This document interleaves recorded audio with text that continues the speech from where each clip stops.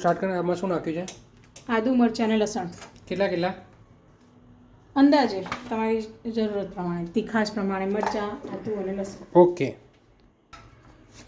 જો ધ્રુવ ક્રશ થઈ ગયું છે. હવે આપણે તુવેરના દાણાને ક્રશ કરી નાખીએ. બોલ. જો હવે આપણે એના દાણા છે ને ક્રશ કરશું થોડા ઓન ઓફ કરીને. થઈ ગયું છે.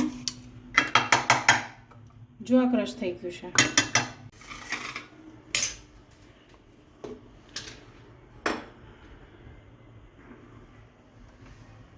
થોડું તેલ નાખ્યું.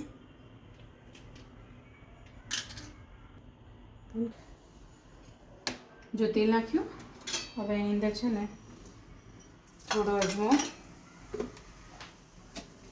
હિંગ નાખી અને આદુ મરચાં અને લસણની પેસ્ટ નાખી દઈશું.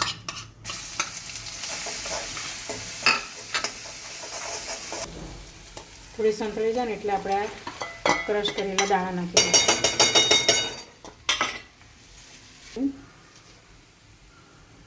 સ્વાદ પ્રમાણે મીઠું, થોડી હળદર, ધાણા જીરું, ગરમ મસાલો, ખાંડ અને અડધું લીંબુ. ગજબ સુગંધ આવે છે યાર. ગેસ બંધ કરી દો. ના, જો ને શેકાવા દેવું પડે, કાચું છે હજુ.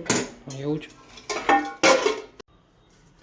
તમારી પસંદ પ્રમાણે કોથમીર નાખીને ગેસ બંધ કરી દેવાનો.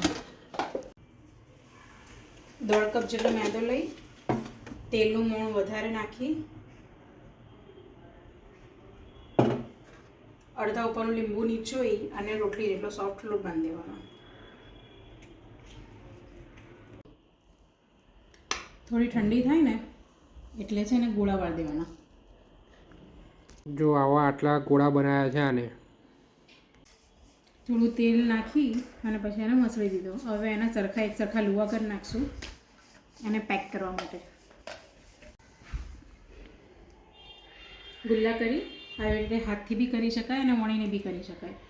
મને હાથથી ફાવે છે. આવી રીતે થોડું કિનારી પર પ્રેસ કરતા રહી, થોડું મોટું લઈ પૂરી બનાવી આની અંદર આવી રીતે પેક કરી દેવાનું અને આવી રીતે ખેંચી લેવાનું અને અંદર દબાવતા જઈ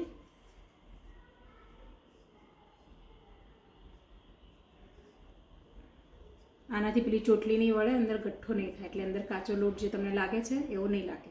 જો મોમો જેવું લાગે. ગરમ નથી થવા દેવાનું તો આપણે નાખી દઈએ. એમ બી ધીમા તાપે કરવાની છે, થતાં વાર લાગશે, જાતે થતી થાય.